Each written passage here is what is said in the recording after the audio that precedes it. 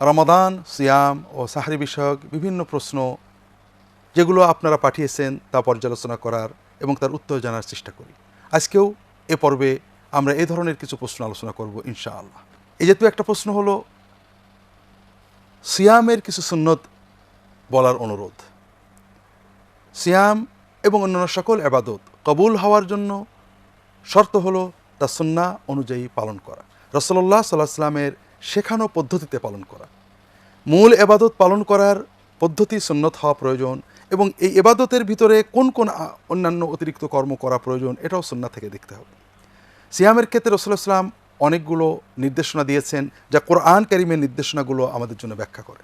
এগুলোর ভিতরে রয়েছে সাহরি খাওয়ার সুন্নত, ইফতার করার সুন্নত, সিয়ামরত অবস্থায় করণীয় কর্মগুলো, রমাদানের রাত্রিকালীন সুন্নত এবং অন্যান্য সুন্নত। সাহরি খাওয়ার ক্ষেত্রে রাসূলুল্লাহ সাল্লাল্লাহু আলাইহি ওয়াসাল্লাম আমাদেরকে সাহরি খেতে উৎসাহ দিয়েছেন, নির্দেশ দিয়েছেন, নিজে সাহরি খেতেন এবং এক্ষেত্রে সুন্নাত হলো সাহরিকে যত বেশি ফজরের আজানের কাছাকাছি সময় নেওয়া যায়। কাজেই সাহরি গ্রহণের ক্ষেত্রে সুন্নত হলো এটা যত সম্ভব ফজরের আজানের কাছাকাছি নিয়ে যাওয়া, সাহরির শেষ সময়ে সাহরি গ্রহণ করা।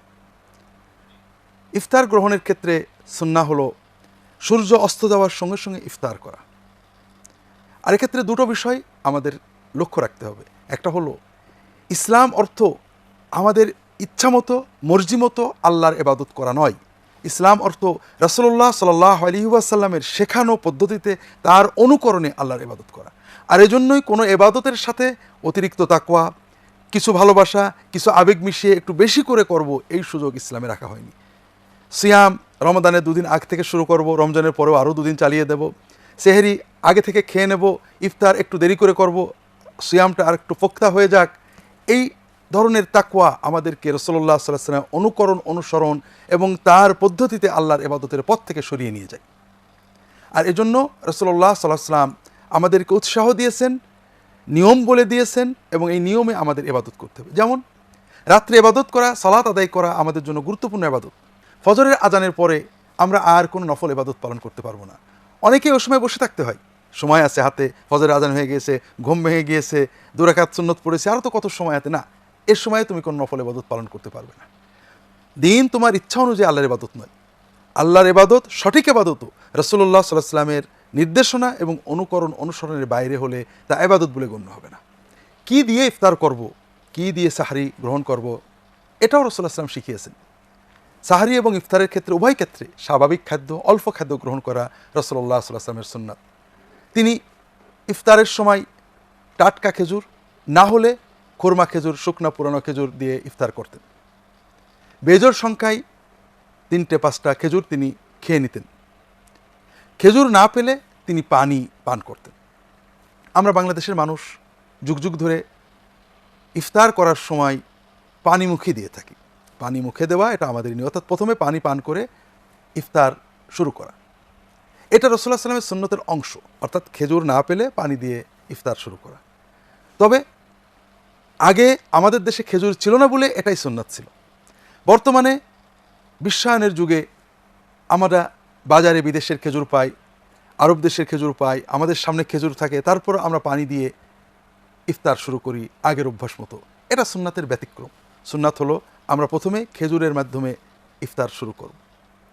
ইফতারের সময় ব্যাপক খাওয়া, অতি ভোজন, এটা সুন্নাতের খেলাফ। স্বাভাবিক কয়েকটা খেজুর, সামান্য কিছু খাওয়া, এটাই রাসূলুল্লাহ সাল্লাল্লাহু আলাইহি ওয়াসাল্লামের সুন্নত ছিল।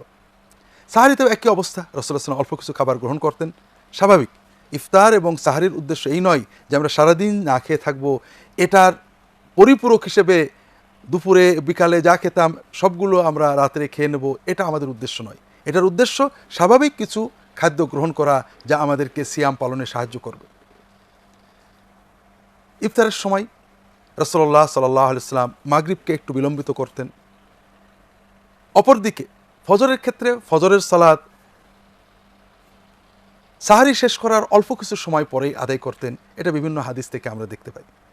কাজেই রমাদান মাসে সিয়াম শুরু করার কিছু পরেই, অর্থাৎ শবে সাদেকের উন্মেষের পরপরই রাসূলুল্লাহ সাল্লাল্লাহু আলাইহি ওয়াসাল্লাম 40-50 আয়াত পড়ার সময় বিলম্ব করে এরপরে সালাত আদায় করতেন বলে হাদিস শরীফে দেখা যায়। মাগরিবের সালাত, ইফতার সামনে আছে, আহারের বা ক্ষুধা রয়েছে, আহারের আগ্রহ রয়েছে, এই অবস্থায় মাগরিবকে একটু বিলম্বিত করে আহারের যে আগ্রহ, ক্ষুধা, এগুলো নিবৃত করে সালাত আদায় করার কথা হাদিস শরীফে বলা হয়েছে। সিয়ামরত অবস্থায় রাসূলুল্লাহ সাল্লাল্লাহু আলাইহি ওয়াসাল্লাম বিভিন্ন ইবাদত করতে উৎসাহ দিয়েছেন, তিনি নিজে করেছেন। এর অন্যতম হলো কোরআন তেলাওয়াত, কোরআন পাঠ, মানুষদের সাহায্য করা, দান, সাদাকা, মানুষদের জন্য ব্যয় করা, এই জাতীয় ইবাদত রাসূলুল্লাহ সাল্লাম রমাদান মাসে বেশি বেশি করতেন।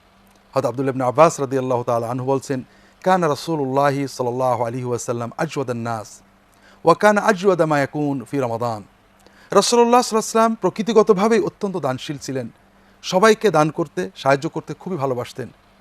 আর রমাদান মাসে তার দান সীমা পরিসীমা থাকতো না, তিনি সবাইকে সাহায্য করতে উদ্গ্রীব হয়ে থাকতেন।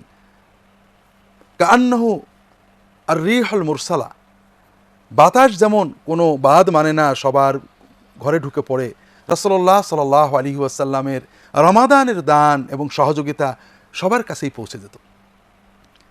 রমাদান মাসের রাত্রিতে রাসূলুল্লাহ সাল্লাল্লাহু আলাইহি ওয়াসাল্লাম আমাদের জন্য অত্যন্ত গুরুত্বপূর্ণ সুন্নাত শিখিয়েছেন, কিয়ামুল লাইল, যা আমরা তারাবিহ নামে আখ্যায়িত করে থাকি। মনের আবেগ দিয়ে আল্লাহ তাআলার জন্য দাঁড়িয়ে দাঁড়িয়ে সালাত আদায় করার নাম কিয়ামুল লাইল। রাসূলুল্লাহ সাল্লাল্লাহু আলাইহি ওয়াসাল্লাম রমাদানের রাত্রিতে এবং পুরো বছরই কিয়ামুল লাইল করতেন। তিনি বলতেন, লা বুদ্দা মিন কিয়ামিল লাইল ওয়ালাউ ফাওয়াকা নাকা, রাতের কিছু অংশ কিয়াম করতেই হবে, অল্প সময় হোক, একটা উটের দুধ দহন পরিমাণ সময় হোক না কেন, আমাদের কিয়ামুল লাইল পালন করতে হবে। দর্শক, সময় হয়েছে বিরতিতে যাওয়ার। বিরতির পরে এসে আমরা এ বিষয়ে আলোচনা করব ইনশাআল্লাহ। ততক্ষণ আমাদের সাথেই থাকুন। আসসালামু আলাইকুম ওয়া রাহমাতুল্লাহি ওয়া বারাকাতুহু।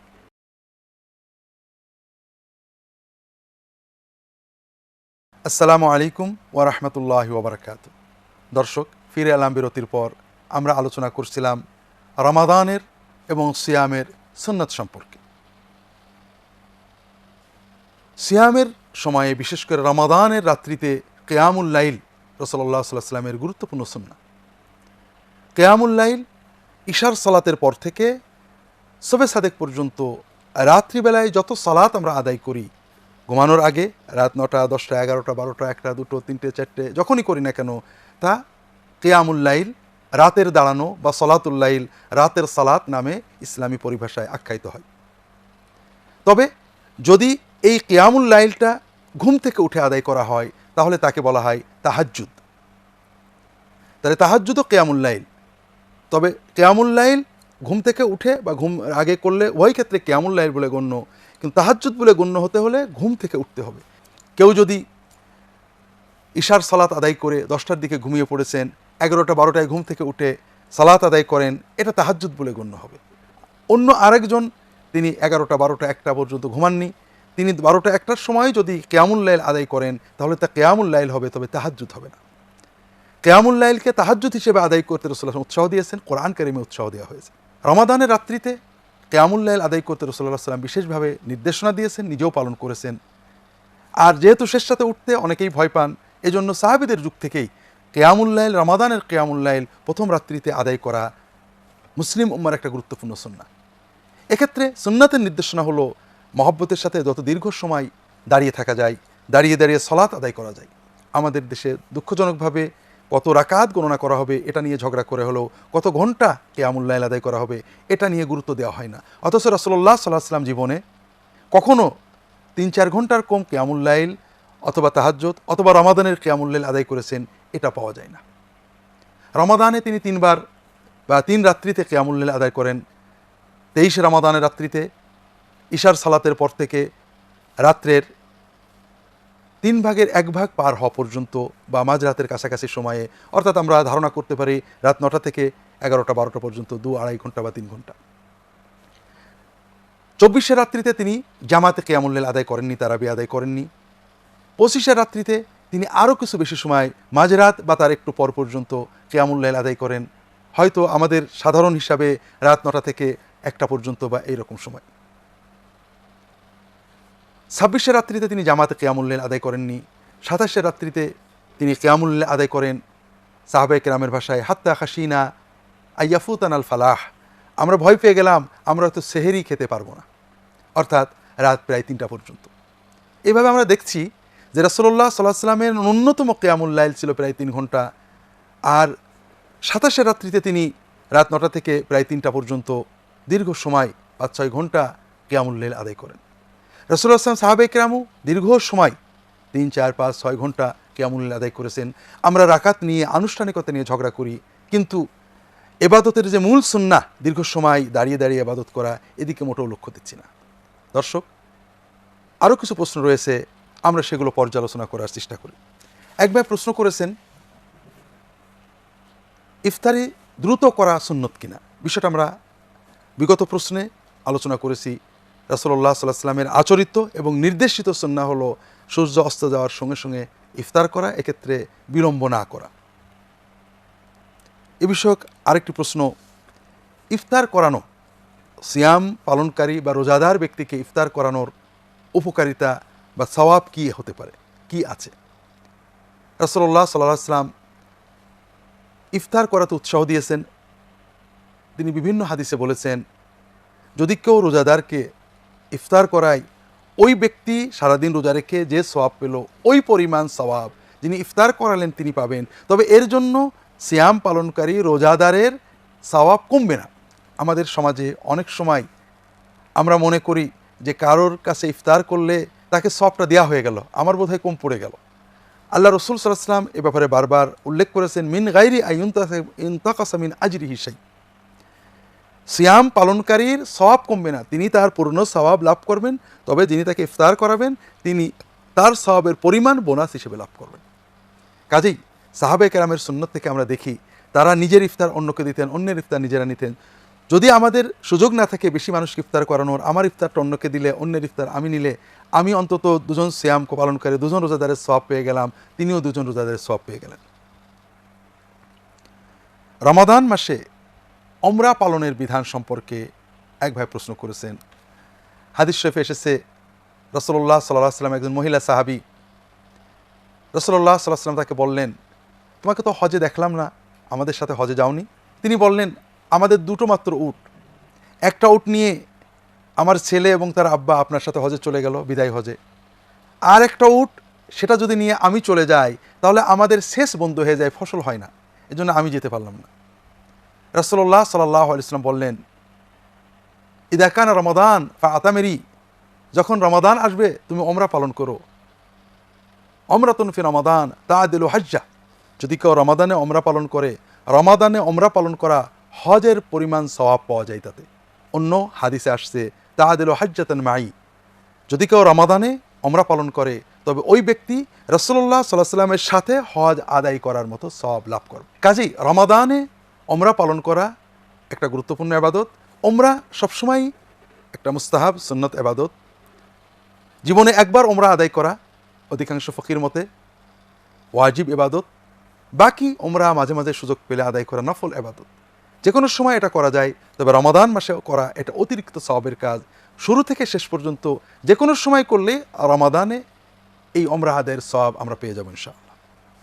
ইফতারের সময় কোন দোয়া আমরা পড়ব, সুন্নাহ কি আমাদের কিছু শিখিয়েছে কিনা? রাসূলুল্লাহ সাল্লাল্লাহু আলাইহি ওয়াসাল্লাম ইফতারের সময় বলতেন, যাহাবা যামাউ ওয়াবতাল্লাতিল উরুক ওয়া থাবাতাল আজরু ইনশাআল্লাহ, পিপাসা চলে গেল, দেহের শিরা উপশিরাগুলো পানি পেল, আর্দ্র হলো, এবং আল্লাহ তাআলার মসজিদে সওয়াব অর্জিত হয়ে গেল। অন্য হাদিসে আসছে, কোন কোন সাহাবী দোয়া করতেন ইফতারের সময়, আল্লাহুম্মা ইন্নী আসআলুকা বিরাহমাতিকা আল্লাতী ওয়াসিআত কুল্লা শাইইন আন তাগফির লি, হে আল্লাহ, আপনার সর্বব্যাপী রহমত, যে রহমত সব কিছুকে ঘিরে নিয়েছে, সেই রহমতের ওসিলায় আমি আপনার কাছে দোয়া চাচ্ছি যে আপনি আমার গুনাহগুলো মাফ করে দেন। বিভিন্ন দুর্বল সনদের বর্ণনায় এসেছে, রাসূলুল্লাহ সাল্লাল্লাহু আলাইহি ওয়াসাল্লাম থেকে বর্ণিত হয়েছে, সনদগুলো অত্যন্ত দুর্বল।